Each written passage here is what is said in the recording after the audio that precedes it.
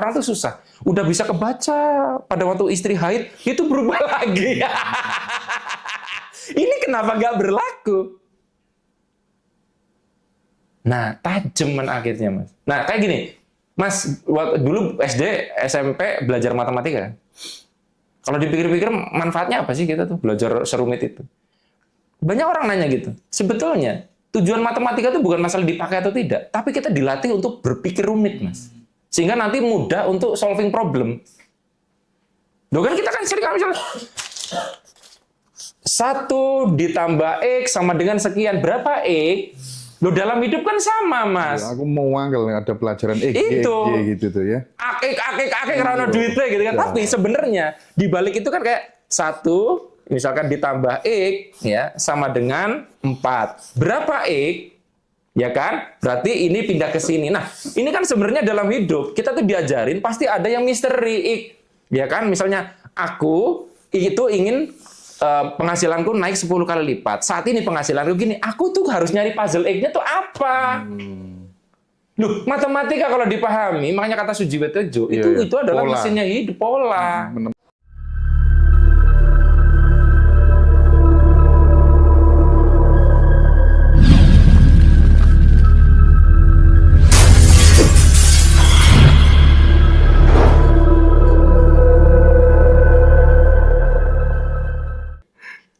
Nggak gitu cara kerjanya. Saya lagi ngejelasin 3 bab yang beda. Ini pilihan. Kenapa saya kasih 3 pilihan? Kadang ada kondisi kita tuh lagi nggak bisa positif loh, Mas. Betul. Ya sudah pakai ini.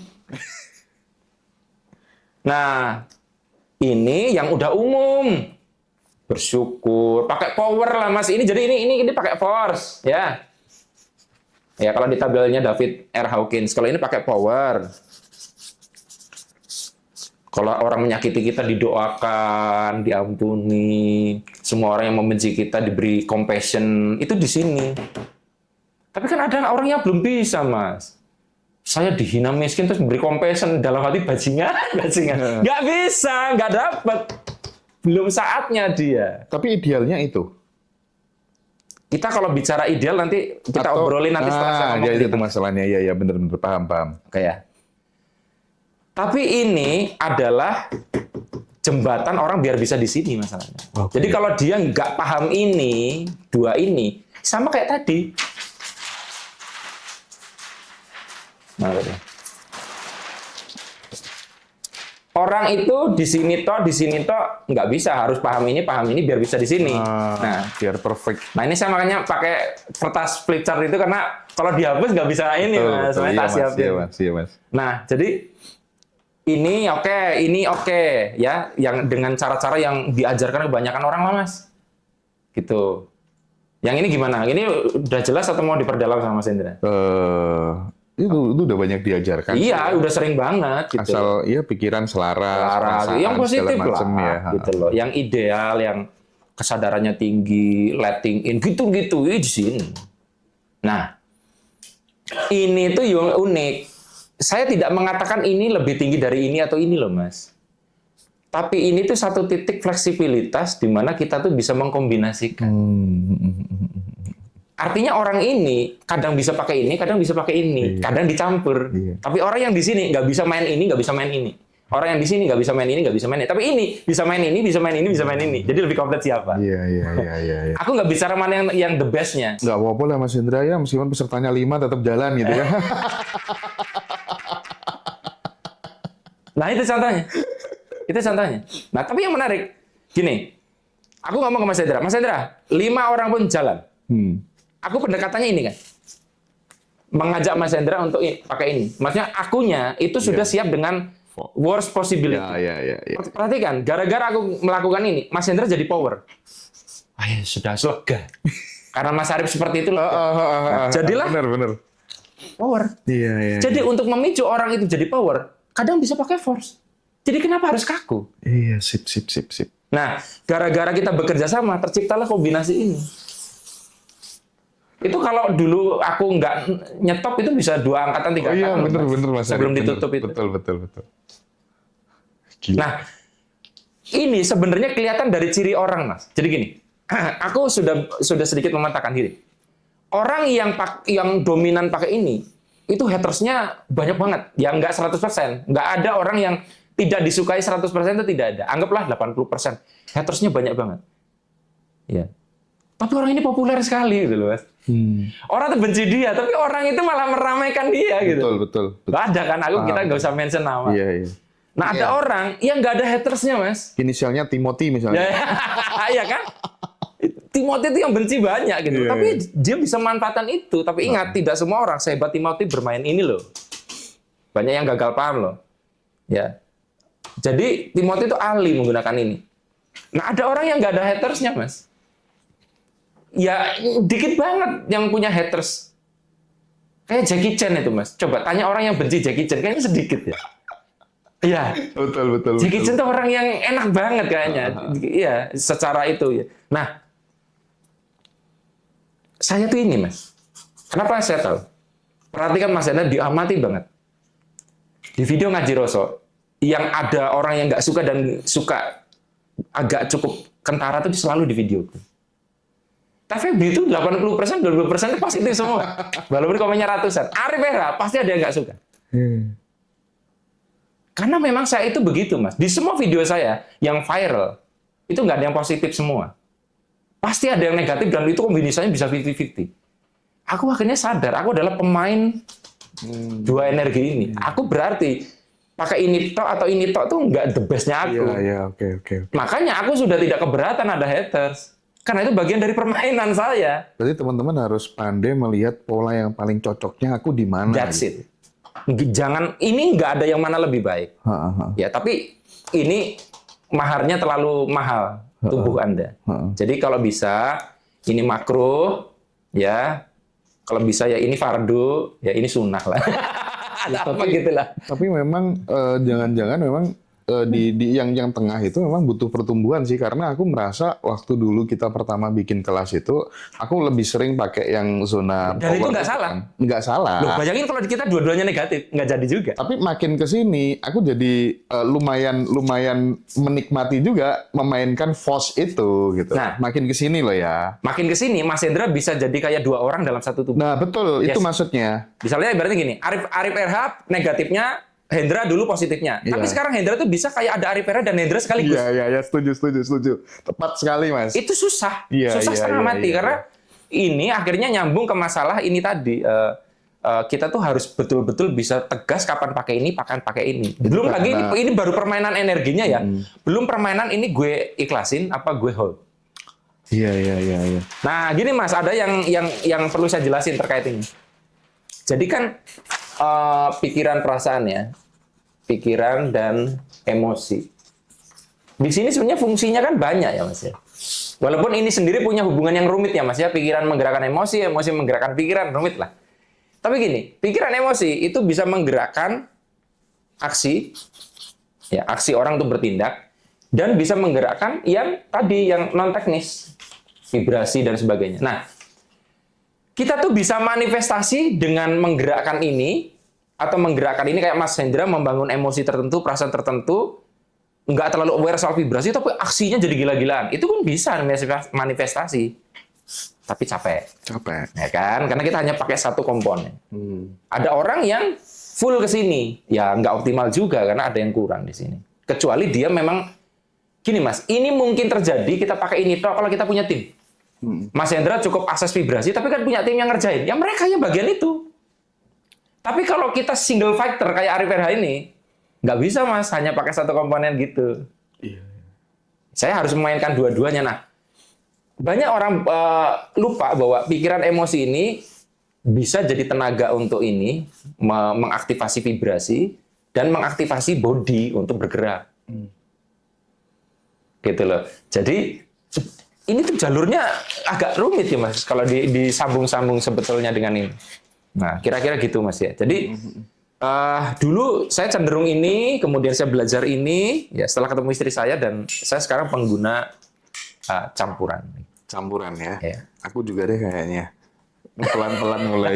Ingat tidak ada yang lebih baik ya Mas ya. Cuman gini Mas, apa ya? Ya, memang kalau campuran tuh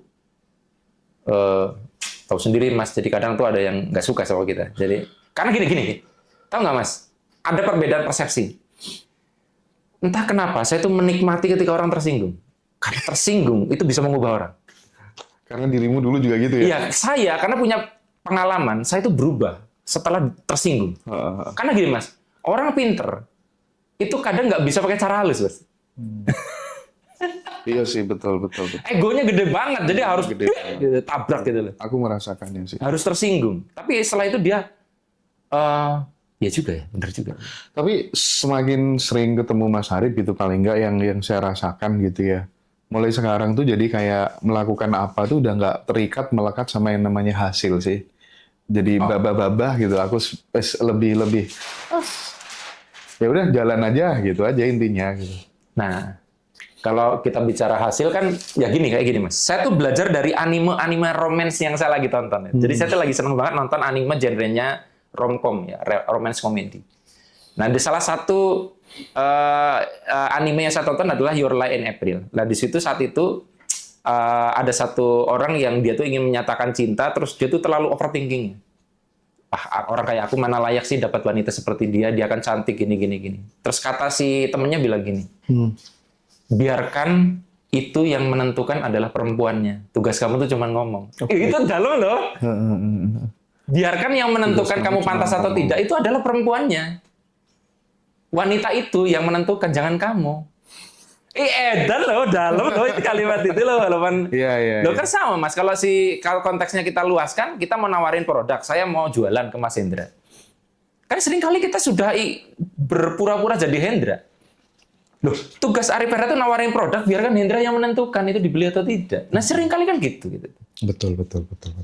Kita tuh jadi mendahului apa yang seharusnya gitu.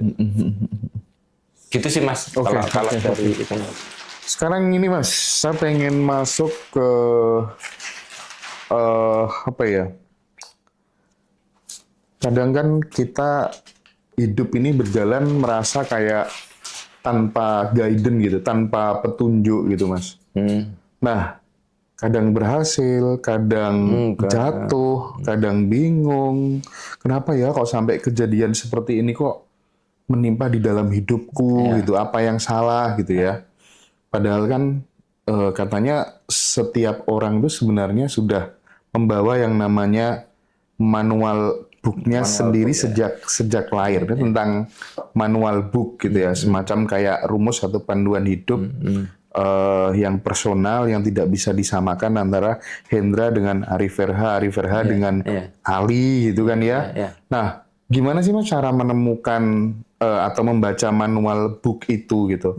Bagaimana cara menemukannya di tengah kebisingan dunia luar kita gitu, yang seperti ini gitu? Sebenarnya hidup itu akan lebih gampang kalau kita kayak handphone ya. Di dalam casing akan ada manual book di situ. Dibayangkan kalau Hendra lahir, lalu dari rahim ibu Mas Hendra itu keluar juga manual booknya. Hendra, petunjuk hidup Hendra. Jadi itu sudah bawa buku gitu. Kayaknya enak hidup. Iya, asik Mas. Enak banget gitu. Bingung, Masalahnya adalah tidak begitu. Nah, sekarang pertanyaannya kalau tidak begitu, jadinya ada dua kemungkinan. Manual booknya nggak ada, atau ada. Nah, kalau ada di mana? Kalau memang ada, kenapa banyak orang itu sampai matinya kayak dia ngerasa nggak punya? Iya.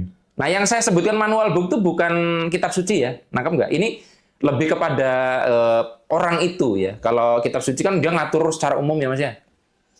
Jadi gini, yang jadi repot itu kalau misalkan, sekarang gini Mas, TV itu sadar nggak kalau dirinya TV?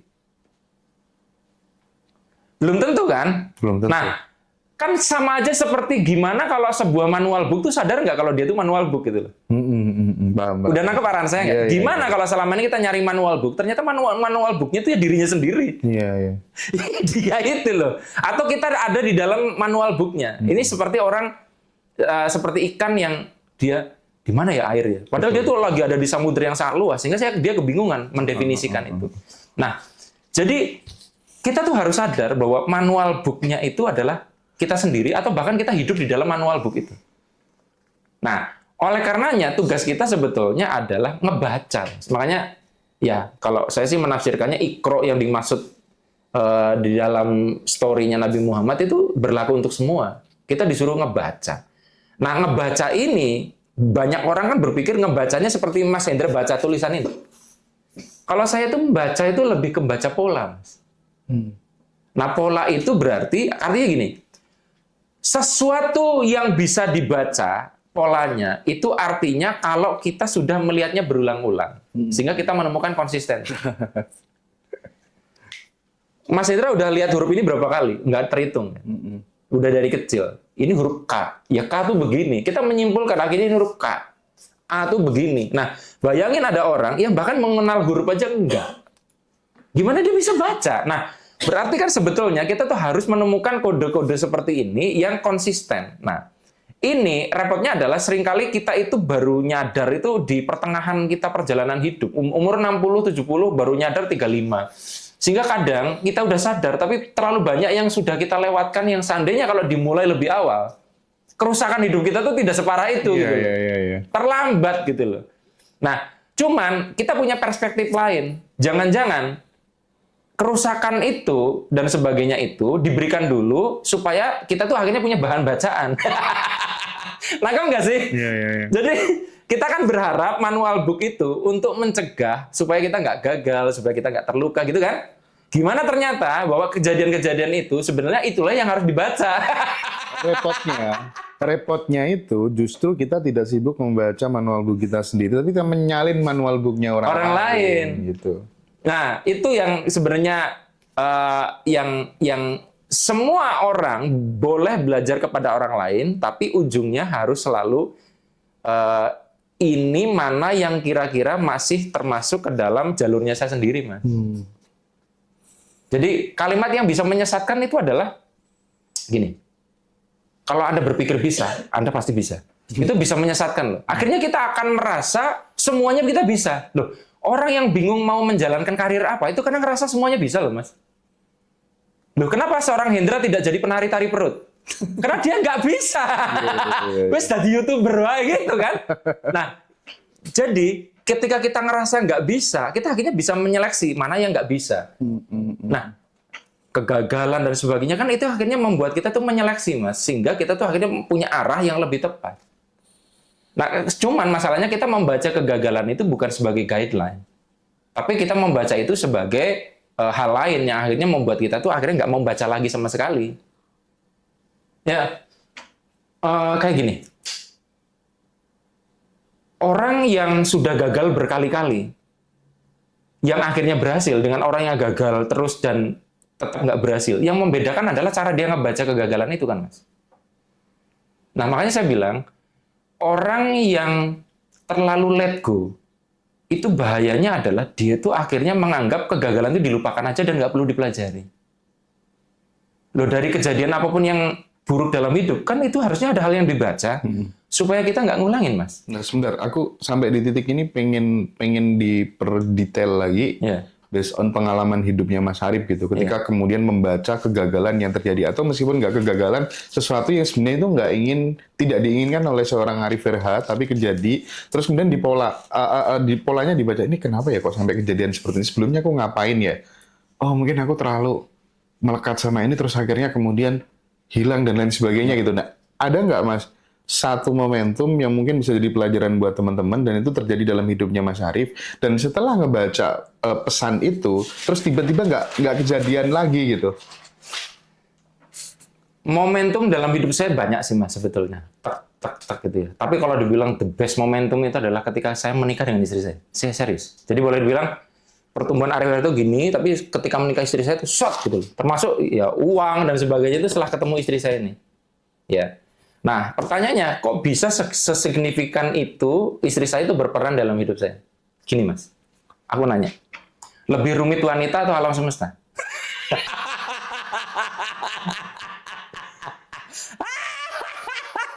Ali aja yang jawab. Ada dua kemungkinan jawaban. Lebih rumit wanita atau dua-duanya sama-sama rumit? Benar. Artinya, wanita nggak kalah rumit dengan semesta ya? Nah, sekarang, ketika menikah, kita tuh belajar untuk membaca dia, Mas. Benda paling rumit yang menyaingi rumitnya alam semesta, kita disuruh ngebaca pola serumit itu. Sebagai seorang suami, saya harus ngebaca randomitas istri saya. akhirnya kan terlatih Mas kesadaran saya untuk ngebaca pola. Nih kalau istri gue gini-gini, artinya gini. Iya. Akhirnya Mas, tajam kan lihat yang lebih sederhana. Betul, betul. Wanita lebih susah menurut saya daripada membaca semesta. Semesta tuh rada kelihatan lah polanya, apalagi kalau dibantu sains. Wanita tuh bisa berubah sepersekian detik loh Mas. Bahkan endingnya bisa jadi belok loh. Loh, tak kira begini ternyata belok ke sini. Loh kok dia marah ya? Loh apa salahku ya? Kan lama-lama sering banget kita tuh untuk membaca itu. Makanya saya bilang, pernikahan itu salah satu yang paling hebat adalah memaksa siapapun untuk ngebaca hal yang rumit. Memetakan pola istri Anda. Dan si wanita juga sama. Nah, kalau Anda sudah berhasil membaca wanita, Anda tuh bisa baca semesta. Apalagi kalau istrinya 3 gitu ya. Wah. Aku kalau gitu, itu harus diserahkan ke Hendra. Karena itu tergantung kapasitas orang masing-masing. Karena sebelum Anda bisa begitu, Anda harus membuktikan bisa membaca 2 halaman bersama-sama. Betul, betul, betul. Nah, Lee Kuan Yew bisa. Lee Kuan Yew bisa ya. Dia bisa baca halaman kanan dan kiri bersamaan loh, Mas. Keren sih dia. Keren. Nah, jadi Anda tes dulu tuh. Siapkan 3 buku ya, KIV, Holistic Life, sama buku lain. Coba baca bareng-bareng bisa nggak? Kalau bisa berarti Anda ready ya. Nah, maksudnya adalah kalau Mas Hendra nanya milestone-nya itu, jadi kita dipaksa untuk membaca kepastian dari ketidakpastian. Ketika kita berhasil melakukan itu, Mas, maka semua kejadian dalam hidup kita tuh akan mulai bisa kebaca polanya. Nah, nikah tanpa pertumbuhan kesadaran itu nggak akan berdampak banyak. Serius. Bahkan untuk beberapa orang, misalkan Mas Hendra ngebaca polanya mertua, susah loh Mas ngebaca polanya orang. Betul, betul, betul. Bahkan lebih gampang baca algoritmanya YouTube loh Mas. Walaupun suatu saat diubah ya sama YouTube ya. Tapi membaca polanya orang tuh susah. Udah bisa kebaca pada waktu istri haid, itu berubah lagi. Ini kenapa nggak berlaku? Nah, tajeman akhirnya, Mas. Nah, kayak gini. Mas, dulu SD, SMP belajar matematika kan? Kalau dipikir-pikir manfaatnya apa sih kita tuh belajar serumit itu? Banyak orang nanya gitu. Sebetulnya, tujuan matematika itu bukan masalah dipakai atau tidak, tapi kita dilatih untuk berpikir rumit, Mas. Sehingga nanti mudah untuk solving problem. Loh kan kita kan sering misalnya 1 ditambah X sama dengan sekian. Berapa X? Loh dalam hidup kan sama, Mas. Ya, aku mau angkel ada pelajaran X, itu. Y, gitu tuh ya. Akik karena duitnya gitu kan. Tapi sebenarnya di balik itu kan kayak 1 misalkan ditambah X ya sama dengan 4. Berapa X? Ya kan? Berarti ini pindah ke sini. Nah, ini kan sebenarnya dalam hidup kita tuh diajarin pasti ada yang misteri X. Ya kan? Misalnya aku itu ingin penghasilanku naik 10 kali lipat. Saat ini penghasilanku gini, aku tuh harus nyari puzzle X-nya tuh apa?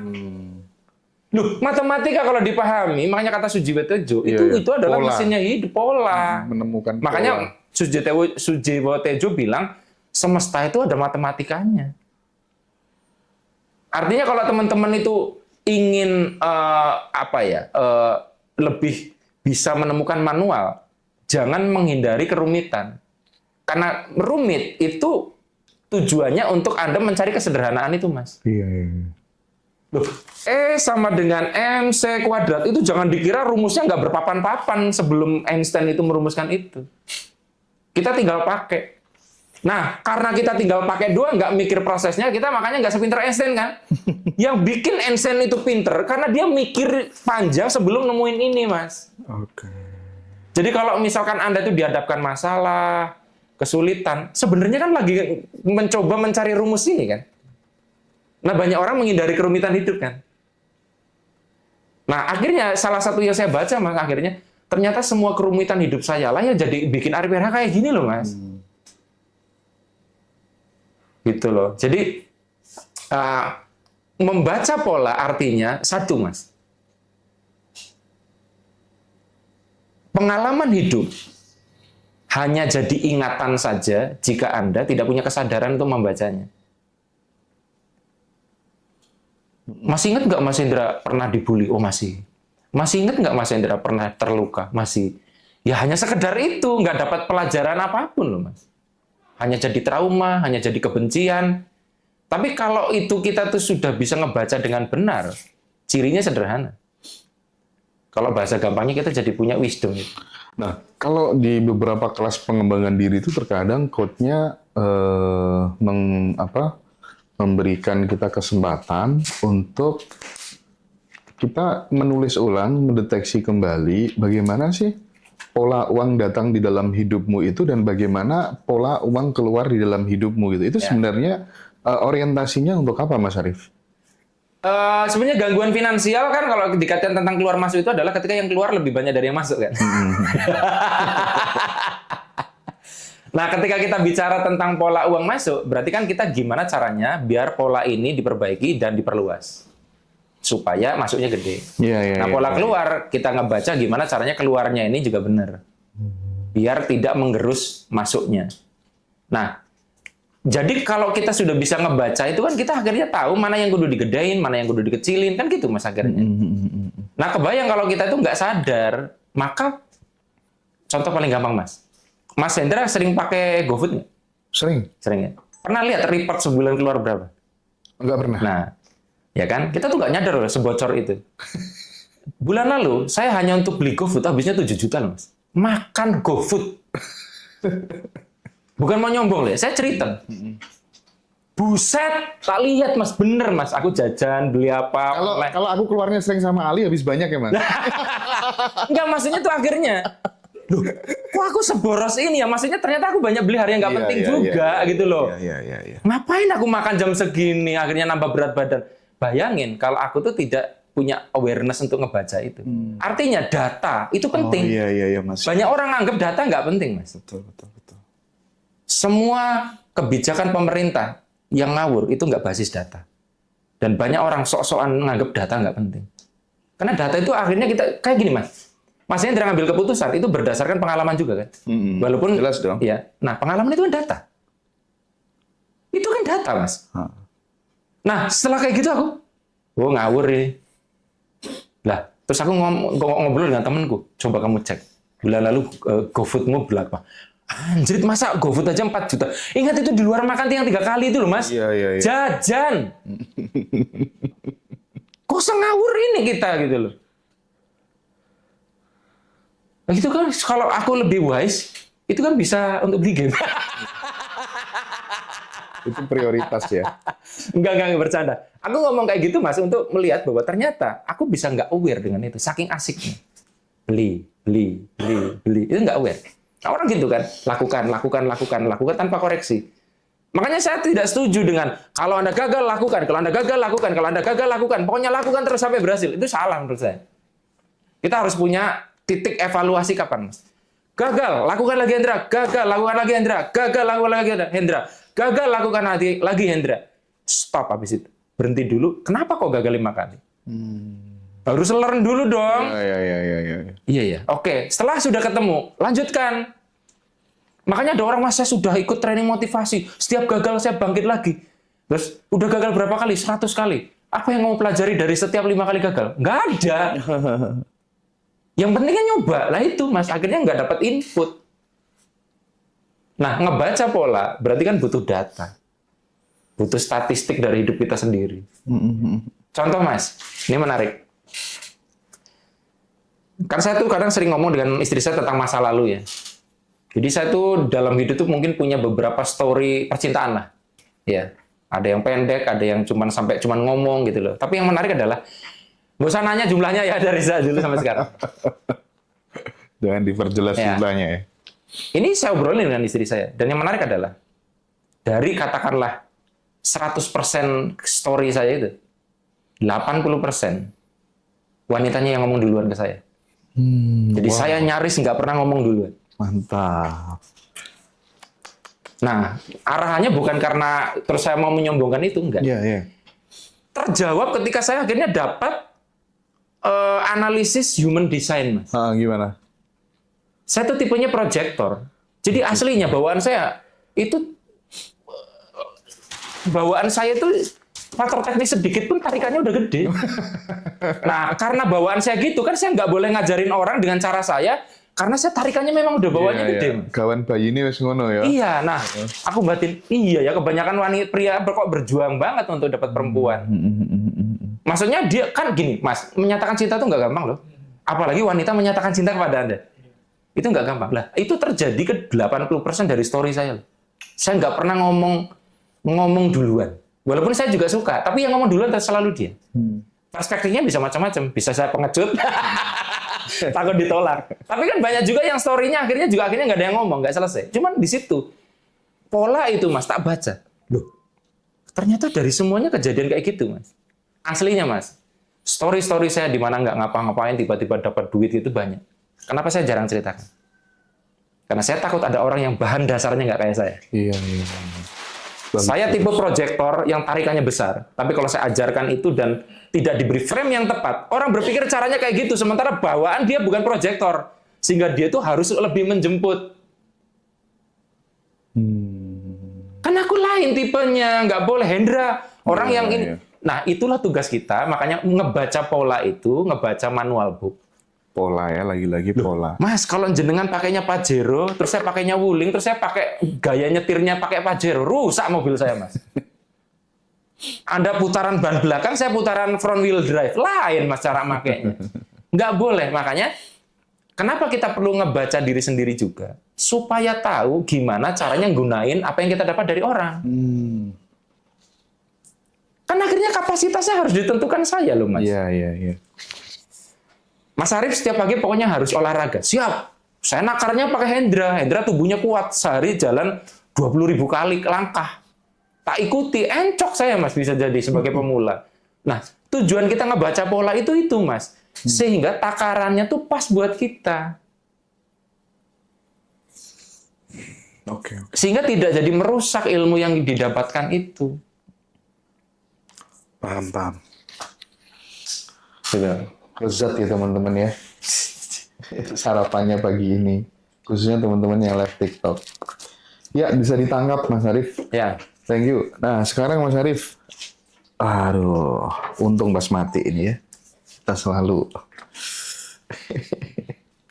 Gini, kadang kan dalam hidup banyak ya hal-hal yang kemudian membuat kita nih, aduh aku jatuh lagi dalam hal ini. Dan kadang tuh berulang-ulang terus. Sementara di tradisi leluhur kita kan mengenal kadang itu juga terjadi karena buah dari karma. Karma kita di masa lalu gitu. Cuman bagaimana kemudian kita benar-benar bisa membedakan mana yang benar-benar karma, ya, melihat dengan jernih, oh ini adalah karma dan oh ini adalah hasil dari konsekuensi pilihan tindakan kita saja sebenarnya. Nah, bagaimana Mas Arief kita bisa dielaborasi dulu tentang hal ini? Aslinya tuh sangat sulit ya, Mas, aslinya. Tapi kalau saya bilang gitu kan wawancara ini nggak ada gunanya. Sulit Mas Hendra ya udah gitu ya.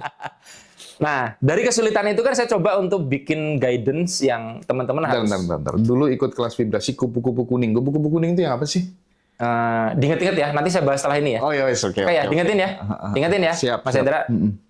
Itu juga relate soalnya dengan yang kita bahas. Lanjut. Lanjut. Nah, jadi kan sebenarnya saya tuh ilmunya tentang ini juga nggak banyak ya. Mungkin teman-teman dari yang Buddhism lebih ngerti. Ada yang mengartikan karma sebagai perbuatan dan Iya. Tapi saya ingin membawanya ke sederhana. Seringkali kan yang dalam keseharian, wah ini kena karma gitu ya. Sehingga terjadi karma itu seolah-olah selalu negatif. Padahal kan karma ada karma baik, ada karma buruk ya. Betul. Dan yang lebih tepat sebenarnya adalah buah karma. Buah karma. Ya, cuman ya terlalu panjang, makanya kita sebutnya karma. Kan sebenarnya ada dua ya Mas ya, ada karma baik, ada karma buruk ya. Nah kalau karma baik kan ya ini yang saya sebut tabungan energi itu Mas. Yang suatu saat bahkan bisa menghadirkan sesuatu yang ajaib, menyelamatkan kita dari musibah, walaupun kita do nothing. Kita bisa memanennya gitu ya. Iya, bahkan kita tuh bisa melakukan tarikan yang lebih besar dari seharusnya jika memang itu saatnya cair itu karma. Oke. Ya, ya ini perspektif tentang karma bisa dibagi dua Mas. Bisa dari leluhur, bisa juga bagi teman-teman yang meyakini reinkarnasi atau past life, yaitu dari kehidupan-kehidupan kita sebelumnya. Manapun yang Anda percayai, pokoknya itu ada. Nah, ini ya, kan saya pernah bilang ya Mas ya, bahwa karma itu basisnya adalah no free will. Artinya ini terjadi, ya memang harus terjadi, mau dijemput, mau enggak, mau ditarik, mau enggak, ya itu terjadi. Jadi kayak Mas Hendra dihina orang itu ada, kalau dari perspektif ilmu vibrasi kan ini. Hasil sama dengan faktor teknis, non teknis. Hendra dihina. Berarti kan ada teknis Hendra yang bikin dihina, misalnya wajahnya nyebelin misalnya. Kata-katanya nyebelin, itu kan teknis. Atau juga Hendra sombong secara perasaan sehingga menariklah orang yang ingin menghina Mas Hendra misal. Oke. Tapi kadang kita tuh sudah baik. Ya. Wajah juga enak dilihat, perasaan kita juga lagi sedang bagus-bagusnya. Kok dihina orang? Ya, itu perspektifnya adalah berarti kan tanpa input kita pun itu tetap terjadi di luar kendali. Nah, ini ciri dari karma adalah sesuatu terjadi padahal kita sudah do the best. Jadi cara mendefinisikannya adalah kalau kita sudah mengupayakan yang terbaik untuk menghalangi itu terjadi dan tetap terjadi, itu karma. Ya karena kita nggak bisa ngindar. Karena itu harus terjadi. Mau gimana pun nggak bisa. Nah, makanya saya bilang no free will. Sementara basisnya tadi hasil bisa ditentukan. Jadi untuk menegaskan adalah kalau kita tuh untuk melakukan yang terbaik dan hasilnya ternyata kita tidak bisa menghindari. Kita bicara karma negatif ya Mas. Yang positif nggak usah dibahas karena pasti enak. Siap. Nah, itu begitu. Nah, cuman cirinya sederhana ya. Ada beberapa orang itu memang kayak ditakdirkan bayar karma itu gini Mas, ciri-cirinya kayak gini. Pernah nggak Mas Hendra dicurhatin orang yang mereka itu sebenarnya kalau melakukan satu hal ini, itu selesai masalah mereka. Tapi Mas Hendra ngasih masukan itu nggak didengerin. Nggak dilakukan. Pernah? Misal gini, Mas Hendra, suamiku tuh masokis. Aku dipukulin, aku disiksa, aku dimas lebam-lebam gitu. Dan dia curhat itu udah bertahun-tahun. Sebenarnya selesainya kalau gimana? Cerai. Iya kan? Sesimpel itu kan. Tapi dia nggak bisa mengambil keputusan itu loh. Dihilangkan rasa keberaniannya. Iya. Dihilangkan rasa dorongan untuk mengubahnya. Orang yang lagi bayar karma itu dicabut kemampuannya untuk membuat keputusan dan membuat pilihan. Wih, merinding aku. Bener-bener tuh Mas Arif. Ya. Sehingga dia tetap di situ dan dipukulin. Aku baru sampai loh mikir ini. Nangkep ya? Iya, bener. Mas, kalau Anda di sini, terus aku gini, ini gerakan saya mukul pakai tongkat begini. Ya, Mas Ali. Cara supaya Anda terhindar dari ini gimana? Anda pindah ke sini kan? Karena gerakan saya hanya ke sini ya. Tapi kalau Anda tidak punya keinginan untuk pindah, dicabut keberaniannya untuk pindah dari sini, ya ditutupi terus kan? Lah, orang yang lagi bayar karma, itu seolah-olah hilang Mas kemampuan untuk membuat kehendaknya. Bahkan di kasus yang lain bukan dihilangkan, tapi didorong untuk melakukan kehendak tertentu yang bikin dia jadi masalah. Orang ini sangat hati-hati banget kerjasama dengan orang. Kok bisa hari itu terlalu percaya dengan orang? Yang membuat dia harus rugi banyak banget. Siapa yang menggerakkan dorongan itu? Dia harus bayar karma. Jadi nggak ada free will. Jadi kehendak itu seolah dibuat tidak ada kehendak atau dibuat berkehendak untuk mengarah kepada hasil yang sudah ditentukan itu.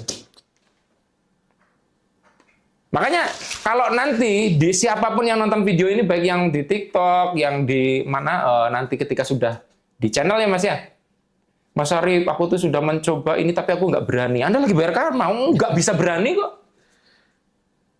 Ketika nanti bayarannya udah selesai Mas, bayar utang karmanya, keberaniannya muncul. Gitu ya Mas. Ya. Nah inilah kenapa ya perspektif dan cara pandang seperti inilah kenapa kemudian teman-teman harus segera follow akun Arif RH di YouTube ya atau di TikTok ya. Di TikTok apa Mas? TikTokmu Mas? TikTokku arif.rh.vibrasi. Dan ada yang lebih keren lagi teman-teman. Di Facebook biasanya Mas Arif sering bagikan potongan-potongan video di Facebook tuh aku selalu puter kalau Mas Arif ya. Beneran. Teman-teman join dan beli bukunya. 2 buku tuh wajib, Holistic Life sama Kitab Ilmu Vibrasi. Nanti dapat 3 dosa lah ya. Mantap Mas Arif. Ini Mantap Mas ya. Teman-teman ya nih.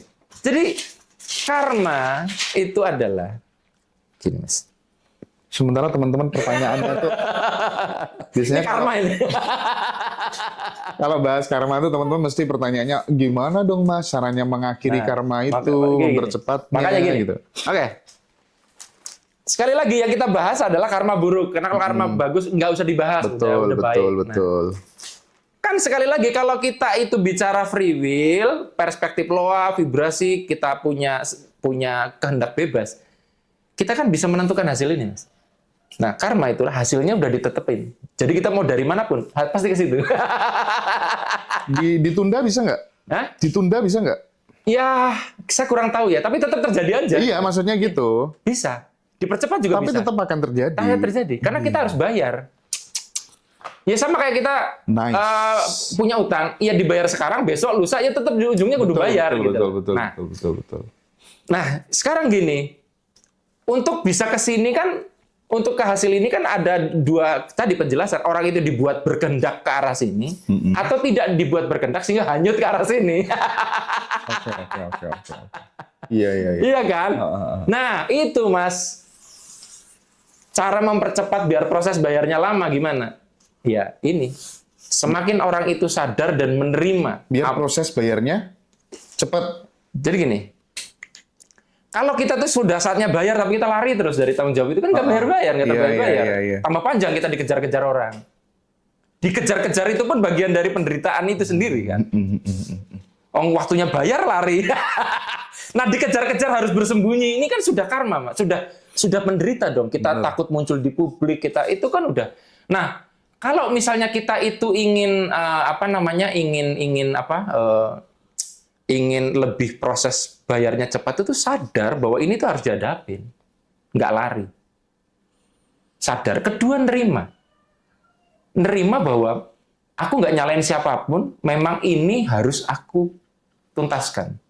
Yang ketiga, belajar apa dari kejadian ini. Nah, orang yang tadi Mas, suamiku gini, terus dia padahal tinggal minta cerai selesai. Ya kan? Ya mungkin memang nasibku. Jadi dia tuh dibuat fatalis. Nah ini Mas, repotnya. Menerima. Itu bentuk lain ekstrimnya adalah fatalis. Orang ini itu orang yang lagi bayar karma itu dibawa ke arah fatalis. Sehingga apa? Ya ini gimana pun nggak akan berubah. Iya Mas. Repotnya lagi, saya sering pakai kata repotnya. Anda mau nasihatin dia pun nggak bisa. Seolah ditutup. Karena apa? Ya memang dia harus di situ, ditutupi tadi. Sampai selesai. Jadi makanya, buat Anda di sini yang bebel banget ya, saya bikin tersinggung nggak? Ya berarti Anda lagi bayar karma. Udah saya bilang, begini. Anda ngeyel aja gitu. Mas, banyak loh Mas yang komen di channel YouTube saya juga.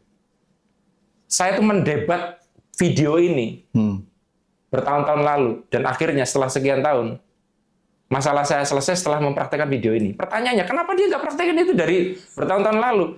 Ya karena ditutup mata, telinga, kesadarannya supaya di situ terus, biar bayar karma. Gila. Makanya kalau orang lagi bayar karma, nggak ada yang bisa nolong, Mas. Nah, yang menarik adalah kalau kita maksain nolong, kita akan terlibat juga dengan karmanya dia. Nah, itu hati-hati. Jadi nolong orang, kalau kita nggak punya kesadaran yang tepat, itu malah bikin kita ke bawah jadi masalah. Beberapa teman saya itu jadi rumit gara-gara nolong orang loh, Mas. Contoh, ada istri orang lain kabur. Saya baik nolong, tak masukin ke rumah saya, itu jadi masalah loh, Mas. Jadi masalah loh, dikira selingkuh sama saya loh ya. Iya. Jadi orang baik kenapa kadang jadi sering kali, kenapa ya Mas, ada orang baik kok sering ngalami masalah dalam hidupnya tuh. Karena dia tuh nggak ini gitu loh. Mikirnya positif aja. Makanya saya setuju dengan Kang Abu Marlo, jangan jadi orang baik, jadi orang sadar. Nah, untuk bisa supaya proses menjalani karma ini lebih menghasilkan sesuatu untuk membuat kita berubah, itu kita harus sadar, Mas. Kayak Mas Hendra dihukum push up selama 30 hari berturut-turut tiap pagi karena melanggar peraturan sekolah. Kalau Mas Hendra itu punya kesadaran, ya sekalian olahraga gitu, Anda akan bisa menikmati itu dan buahnya otot tubuh Anda enteng, dan setelah karma itu selesai, Anda punya kebiasaan olahraga. Betul. Awalnya hukuman jadi berkah kan? Iya Mas. Karena ternyata Hendra itu harus dipaksa untuk punya habit olahraga. Nah, orang yang bayar karmanya benar itu akan begitu nanti. akan diciptakan habit baru yang memberdayakan dia. Kan bayar itu kan hanya untuk melunasin aja, nggak akan dihukum selamanya. Tapi juga kadang Mas, ada sikap-sikap yang membuat ini jadi lama banget. Kan semesta ini waktu itu bisa terasa pendek, terasa lama Mas. Anda bersama dengan orang yang tidak Anda sukai, 1 jam itu lama banget. Tapi buat Anda yang duduk bersebelahan dengan orang yang Anda cintai, yang deg-deg-deg, itu kayak ingin lama ada di situ.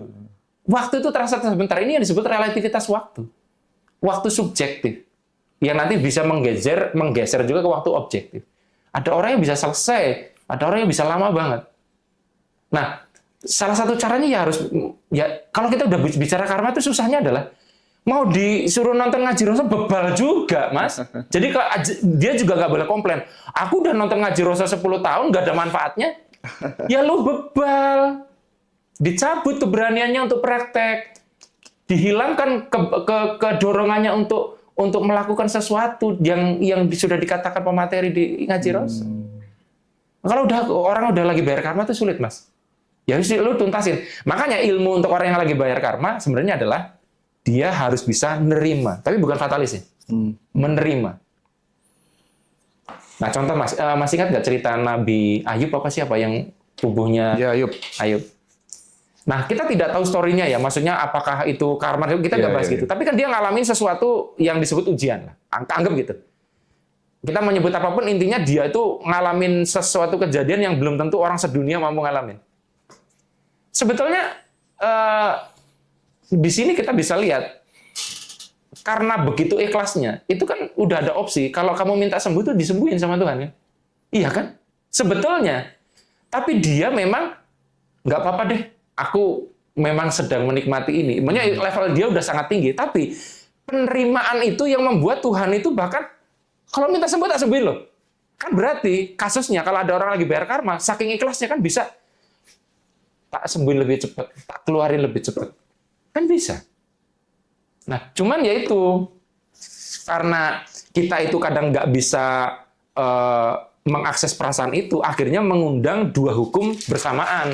Nih Mas, ini lagi orang belibet kena lagi bayar utang karma. Jelas force kan?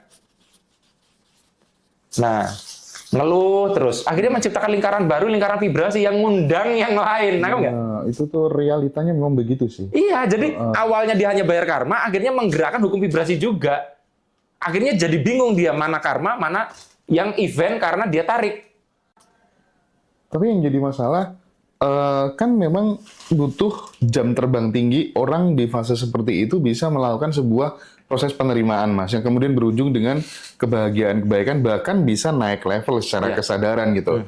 Nah, di saat kemudian yang paling banyak kan yang seperti itu, yang force tadi gitu. Nah ini gimana prosesnya biar nggak lama-lama gitu? Gini, jadi kita pakai ilustrasi ini yang saya pernah ngomong nggak ya? Jadi saya punya temen yang dia tuh sekolah di keperawatan kalau nggak salah, dan dia pernah magang di rumah sakit jiwa. Di rumah sakit jiwa. Jadi di rumah sakit jiwa itu ada kelas-kelasnya gitu loh Mas ya. Dulu kelas apa Mas? Bercanda. Nah, jadi ada beberapa kelas ya, ibaratnya ini sedang, menengah, berat gitu loh ya. Nah, orang yang susah sembuh itu orang yang merasa dia baik-baik saja dan waras, Mas. Jadi orang gila yang bakalan lama di bangsal itu sakit jiwa adalah orang yang dia tuh merasa dia sehat-sehat saja, nggak ada yang gangguan jiwa dari dirinya. Dan dia melihat orang lain yang gila. Nangkep nggak? Iya, tahu. Nah, ini Mas, kalau dia lagi di sini, di mana pun nggak bakal sembuh, di treatment apapun, kata dia. Nah, nanti ini kalau udah moderate, dia tuh mulai bertanya, kayaknya kok ada yang salah dengan aku ya? Makanya ditaruh sini. Iya. Kayaknya ada yang perlu dikoreksi. Dia mulai nanya, aku tuh sebenarnya gila nggak ya? Nah itu tuh dia sudah lebih mudah untuk ditreatment. Nah sama orang bayar karma Mas. Jadi ketika dia mulai bisa ada ruang, disitulah orang lain bisa masuk. Jadi ada step entah berapa tahun dia tuh dikunci. Kuncinya tetap awareness before change. Nah dia. Iya kan? Jadi harus merasa kayaknya ada yang nggak beres dulu. Itu dulu deh. Dan itu bisa digeneralisir tidak hanya soal karma ya, soal spiritual, tapi soal finansial pun juga Betul. sama. Ya orang punya masalah finansial berlalu-lalu juga bisa juga bayar utang karma kan. Iya. Ya kayak gini ibaratnya. Anggap Mas Ali itu bayar utang karma tuh tak kunci di sebuah kamar. Nggak bisa keluar gimana pun karena ya kuncinya sangat kuat dan sebagainya. Yang kedua adalah di fase kedua itu kunci sebenarnya udah tak buka Mas, tapi dia masih berpikir bahwa itu dikunci pintunya. Iya, benar-benar. Itu kan orang bayar karma kayak gitu loh. Pintunya tuh sebenarnya udah nggak dikunci, tinggal kamu buka. Masalahnya di otakmu. Berpikir ini masih dikunci. Nanti Mas muncul kesadaran. Jangan-jangan sebenarnya pintu ini udah nggak dikunci ya. Nah, ketika seperti itulah, dia ada peluang keluar dari situ kan. Bisa nanti dibuka oleh orang, bisa jadi dia mulai mencoba menggerakkan gagang pintunya. Tapi kadang tuh ada yang harus dia bayar sehingga dia nggak bisa keluar. Dan paradoksnya, seburuk-buruknya bayar karma pun itu akan membuat kita tuh bertumbuh kesadaran sih, Mas. Jadi, dari hasil riset istri saya yang bahas ini waktu itu. Jadi, kalau kita itu sama sekali tidak pernah punya kejadian negatif, itu tuh jadi rapuh. Tapi kalau terlalu banyak pun hancur. Nangkap nggak? Jadi ada rentang antara harus ada dan nggak boleh ada. Misalnya Mas Hendra dihina sehari 3 kali itu masih oke. Tapi kalau udah 10 kali sehari, ini bisa hancur, Hendra. Jadi ini pun harus sama seperti nge-gym. Otot itu harus dirusak biar bertumbuh. Tapi kalau terlalu rusak, cedera. Nah kan coach personal trainer itu kan dia bermain di rentang ini. Gimana caranya ini otot dirusak, tapi tidak cedera. Kapan dia diberi break untuk supaya itu pulih. Nah, yang jadi misteri adalah berapa lama pintunya dikunci ini.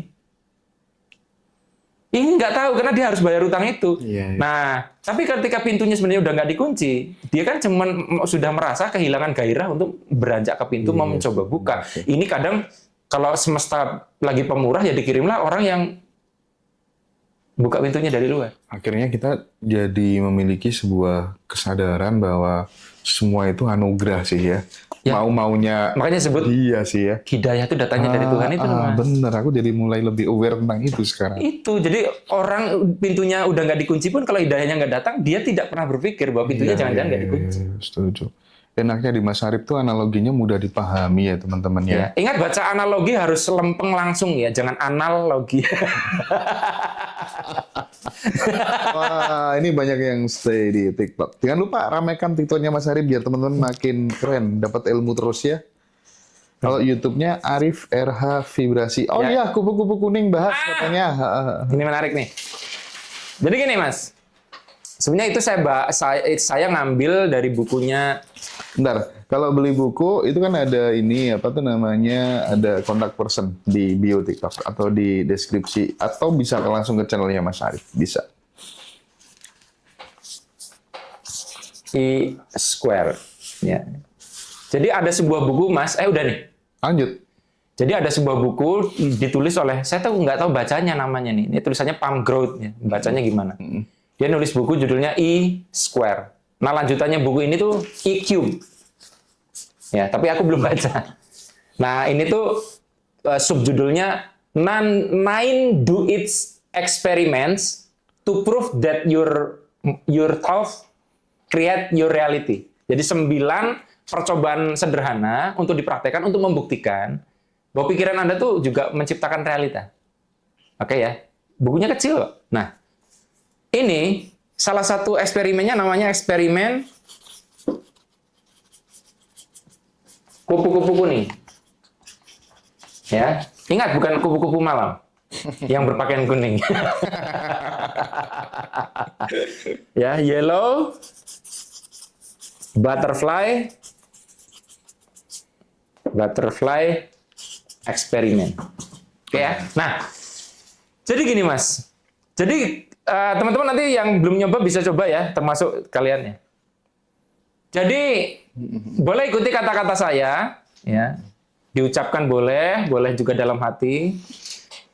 Mulai dari hari ini, 48 jam ke depan, saya akan berjumpa kupu-kupu hidup berwarna kuning. Ya. Kalau sekarang itu jam berapa? Dihitung 48 jam ya. Jangan dihitung hari karena kita udah jam segini. Jadi 48 jam ke depan saya akan ketemu kupu-kupu kuning hidup. Nah, dari kata-kata ini mungkin kan akan ada yang sedikit mocking ya, Mas, mengolok-olok. Ya tinggal ini aja ke tempat penangkaran kupu-kupu banyak di situ gitu kan. Ini bukan itu yang saya maksud. Jadi Anda akan perhatikan bahwa kupu-kupu itu bisa datang di tempat tidak terduga kalau Anda melakukannya dengan benar. Bahkan bisa masuk ke mobil Anda. Jadi waktu itu istri saya tuh ikut eksperimen itu. Saya lempar eksperimen ini di Facebook. Ketika setelah 48 jam, banyak laporan melihat kupu-kupu kuning. Sama yang live TikTok juga sama, betul sekali. Aku juga pernah nyoba dulu Mas Arif. Iya. Ada yang sampai Mas ke kebun raya Bogor, karena dia berpikir di sana pasti banyak kupu-kupu kuning. Nggak ada yang kuning Mas. Ingat loh, kupunya benar-benar kuning Golkar itu loh Mas. Kuning, jadi bukan terus hitam terus ada bintik kuning, bukan kuning, bener-bener kuning, ya. Nah, kenapa kuning? Kenapa Mas tidak merah? Kuning itu mencolok. Jadi sekelebat pasti kita lihat. Jadi itu gampang untuk eye catching, ya. Nah, dia udah muter Mas, nggak nemu, dicari nggak nemu. Dan yang menarik adalah semua orang yang berusaha menemukan, nggak ada yang menemukan. Jadi gamenya tuh menjebak. Iya. Terus dia bilang, Mas, aku menemukan sih, tapi setelah seminggu. Nah, sekarang pertanyaannya kenapa Anda tidak 48 jam? Ya saya ngarep banget ketemu. Nah itu. Setelah Anda merasa bahwa ya udahlah, udah lewat berarti nggak berhasil. Nah ini yang saya bilang, putus asa dengan let go itu tipis. Mantap nih. Setelah seminggu, dia, iya asli Mas, ada yang dia itu di tempat yang ber-AC di sebuah hotel. Masuk kupu-kupu kuning loh. Mungkin petugas hotelnya tuh lagi bersih-bersih jendela atau gimana. Pas dia check-in, masuk. Ada kupu-kupu kuning kejebak di dalam. Maksudnya itu kan sebuah kejadian yang rare ya, jarang gitu loh. Jadi, kalau Anda belum pernah praktek ini, itu merasa ini tuh kayak mengada-ada. Tapi dicoba aja. Dan yang menarik adalah, semakin kita sudah nggak mencarinya, kemana-mana lihat itu.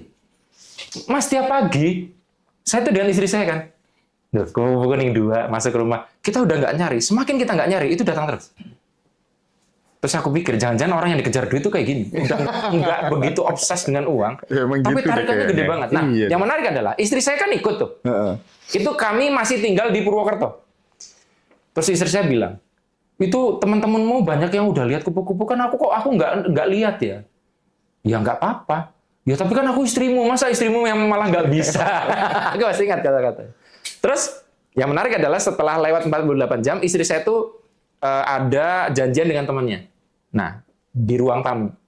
Karena temannya istri saya juga teman saya, jadi saya nemuin sebentar. Saya duduk sini, temannya dia di sini, ini pintu ruang tamu keluar. Ini istri saya. Nah, di luar itu ada tanaman gitu. Lagi asik ngobrol, tiba-tiba istri saya, kupu-kupu kuning! Saya ambil foto. Itu fotonya ada di Facebook saya, salah satu. Itu kan sama halnya dengan kayak kita matiin lilin kan? Iya. Set. Terus, tapi dari statementnya Mas Arif tadi, mungkin ada yang perlu di breakdown supaya kemudian tidak salah paham.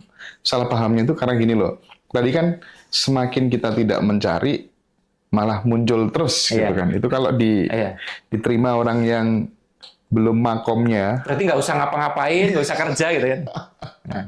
Apalagi orang yang malas gitu ya Mas ya. Nah, itu penting sih Mas. Tapi itu fakta loh, itu fakta beneran loh. Iya. Nah, makanya yang kaya makin kaya. Ya. Jadi gini, tetap harus ingin dulu. Karena ingin itu menentukan intensi. Kan aku ingin ketemu kupu-kupu kuning. Habis itu let go. Oke. Nah, banyak orang tuh dikiranya nggak harus ingin. Berarti kan artinya tidak terikat sama hasil kan. Terus kemudian yang nyari-nyari tadi sebenarnya bukan nyari, tapi nafsu untuk menemukan. Nah, yang ideal titiknya sebenarnya adalah kita nyari tapi tidak ada nafsu menemukan. Nah, ini sulit. Ya, ini ilmu vibrasi itu kayak gini. Yang saya pernah contohkan bahwa pukulan paling hebat dalam dunia pemberdayaan, dunia tenaga dalam. Kan saya dulu belajar tenaga dalam. Jadi kalau kayak gini nih, kata guru saya, ini akan melukai bagian fisik. Kita memukul dengan intensi menghancurkan organ itu. Saya kira itu udah level tertinggi. Ternyata level tertingginya mukul, tapi nol, Mas. Tidak ada intensi apapun untuk menghancurkan. Itu lebih hancur sampai luka dalam. Nah, bayangin Anda itu bekerja sekeras-kerasnya, tapi tidak ada harapan apapun. Sulit, Mas. Sih. Sulit.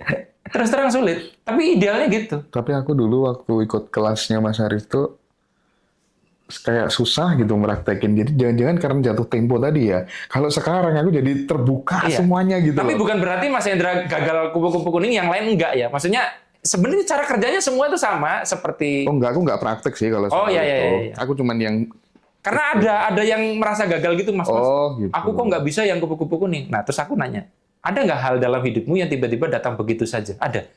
Coba kamu ingat-ingat. Cara kamu mengakses perasaanmu waktu itu terjadi dengan kamu praktek kupu-kupu kuning. Apa bedanya? Oh iya, Mas, yang kupu-kupu ini kok aku nafsu banget ya? Nah, itu beda variabelnya.